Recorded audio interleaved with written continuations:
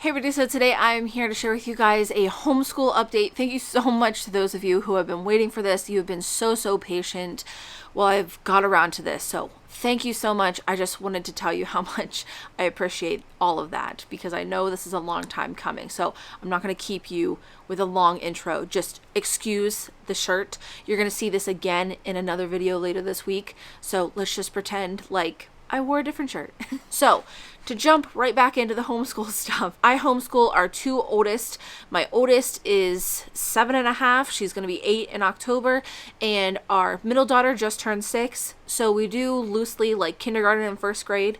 And that is the kind of curriculum that I'm going off of. Like I've said in several of our other homeschool videos, we live in Ohio. That means that I am appealing to their standards and stuff like that. Our hope is that eventually our kids can go back into the public school system once we feel like it's safe enough for them to do so. But until then, we will be homeschooling. This is our second year of homeschool, and the next year will be our third. We are secular homeschoolers, so keep that in mind when you see our resources. But I'm just going to kind of grab from the top. I'm going to loosely tell you what's working and what's not. I made this video once before and it was like 45 minutes long. And while some of you said that you were totally down for that, I felt like I was just rambling. So I'm going to try to get straight to the point of each thing. I'm going to try and just go by subject. I think that's easiest. I think last time I split it up between kindergarten and first grade. And because they're so closely related, and more specifically in Ohio, the standards are very closely related, I don't think that's necessary. So we're just going to jump right in and just start picking up stuff that's working. So right off the top, we have this set right here. This is what I use for Remy's handwriting and also her reading. So this is their handwriting workbook. We have tried so many handwriting workbooks and none of them have been as amazing as this one has. Let me show you a blank page. So it does have letters over here that you trace on top of, and then there's also room for you to copy that right next to it. So like here's a look at some of the work that she's done. You just trace them right next to them. You know, I don't always have her write or copy right next to whatever she had just traced. Sometimes I do, sometimes I don't. It just really depends on the day and what she's feeling. But this has been the least overwhelming and most engaging book that I have found for handwriting. I'm also able to easily split them up into sections. So whenever we come to something that looks like this, I can quarter this up. I can just do one page for the day where she'll copy and write next to it. Whatever it might be, just kind of whatever we're feeling. I just thoroughly love this book. It has been so much better than anything we've tried. And then the reading lesson, this is what I use to teach our kids how to read. I used it with Sophie, who is an exceptional reader at this point, and she does not work out of this anymore. We do other things. But for my kindergartner, Remy, this is what I use, and it has been going so well. I will say that my girls have different strengths and weaknesses when it comes to school, as every child does. No child is the same. So I was interested in seeing how this would go over from Sophie to Remy and if it would still work as well as what it did with my oldest, and it definitely does. I really like this one because you can pace it as fast or as slow as you need it.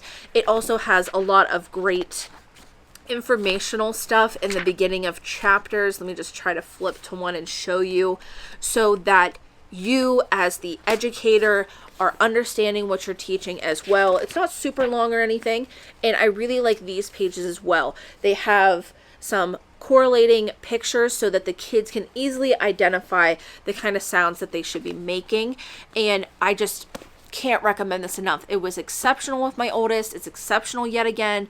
Cannot recommend it enough. It also does have little activities in between sounds and reading sentences and stuff. So it's kind of like a workbook and a textbook all in one. I just can't recommend this enough. It's the best $25 I've ever spent.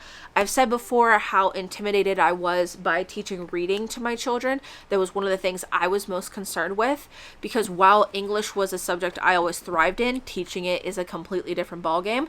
And this has just made it amazing. So before I move on to a different subject, as far as English language arts with my oldest, I did purchase this year-long, what do I want to call it? Just this year-long resource thing from Teachers Pay Teachers. So it's all digital and I print it off as we go. And this is for first grade and I have been enjoying it. Now I will say I have picked through this and I have chosen what works for us and what feels a little advanced or maybe a little redundant, you know, depending on what your child's skill is. And I thoroughly enjoy it. Even though we're not using every single little resource that it comes with, I still have really liked the fact how it's broken down by the Common Core standards and stuff like that. Common Core standards are really important to us. It's definitely something where you have to plan out and look for and put the pieces together. So it's not just kind of like, oh, just print this one file, you'll be good for this week. It kind of takes a bit more strategy than that, but nothing too much. And honestly, I kind of like it that way because I can pick and choose what feels appropriate for Sophie's readiness and stuff like that. I keep all of that in one of these. So obviously I don't have every single thing that comes with. I have it broken down by Common Core standards. So each different standard has its own little pocket and I put that week's worth of stuff in there, which the spelling is this that I bought off of Teachers Pay Teachers and we've been loving it. It's been perfect. It's been exceptional. There's about like 4 or 5 days worth of worksheets and then on the last day we always do our spelling test. It has been going super well. And the activities do also change up every once in a while. I can't really tell how often it is, but I would say about like a third of the way through it switches up eventually. And I really like that. For reading, we have plenty of chapter books and graphic novels and stuff. And we just kind of more so have conversations after she's read a chunk of them. You know, it's kind of like a verbal book report, you know, she'll just kind of check in with me and tell me about her book and we'll just kind of have conversations back and forth. So that's nothing too formal, but she really enjoys reading. So I'm trying to just keep it more gauged towards her enjoyment and not necessarily super focus in on this is meant for school. This is what you need to do. Answer these questions type of thing. And then the last thing for ELA is this over here. We also have FirstieGrammar as well. So this is KinderGrammar, and then there's also FirstieGrammar that we also have. And I really enjoy both of them. I really think it's user-friendly. It's broken down by subject. I think I might still have the, yep, right here, right on the front. So you can see these are the different things that it covers. And then it has 5 days worth of activities or worksheets or whatever you want to call it per subject. So each day the kids are doing something to learn a bit more about proper nouns, multiple meaning, questions, exclamations, whatever it might be that week. And then you move on. And it's really nice. FirstieGrammar has a very similar feel to it. Obviously, we have Kinder, we have First, and I highly recommend this. I really enjoy these resources by Tara West. Think they are really great. So as far as social studies goes, I still really love the Kinder social studies from Tara West. Use that with Sophie, still using it for Remy, even though we use it a little bit differently because Remy was consuming a lot of what Sophie was doing. So more using it as like a freshen up for her. Still really enjoy that. And for Sophie, I had bought this year-long social studies resource and we have really been enjoying it as well. It has a much more natural approach to social studies that I really enjoy. Each month it feels very appropriate what you're discussing. There's a little bit of everything, whether it's economics or history or social issues, things like that. If you're looking for resources that don't shy away from very important social issues, I would highly recommend this shop. They're amazing. And then as far as science goes, really still like the Kinder Science. We did that with Remy. We are all finished with it at this point. When I took a look at her Firstie, or whatever it might be called, but first grade science that she had offered, it felt very repetitive to what the Kinder one was. So we skipped ahead to the second grade one. And while I did like it, I did not like that there weren't quizzes at the end. So that was my only complaint with that one. I'm not sure if I'll try to find something different for next year. Not really sure on that one, but I think for the kindergarten one, it's still something I would highly recommend. I'm just not sure about the years that follow that. If we're being completely honest, I did not exceptionally love any of the mental health resources that I had gotten from Teachers Pay Teachers to incorporate with our health units. You know, they all in bits and pieces were okay, but there was a lot of different ones that I did not enjoy, a lot of verbiage that I did not feel comfortable with sharing with the girls. So I still haven't found anything with that I would highly recommend. I just basically picked out pieces and parts from that and, you know, fill in with some good conversation in some quality books from the library that I stand beside. But other than that, I don't know. I can't really sit here and say that I would highly recommend any of the resources I downloaded for that, which is a bummer because, like I had said in the haul video for curriculum, it's a very important part of health for me, and I want to make sure that my girls understand that. So I'm really hoping this next year I'll find something a little bit better, but try not to get my hopes up at the same time. Kind of the same feeling when it came to financial literacy. I didn't really find any one of the things that I had downloaded to be super amazing either. I did piece it together very similarly to the health things.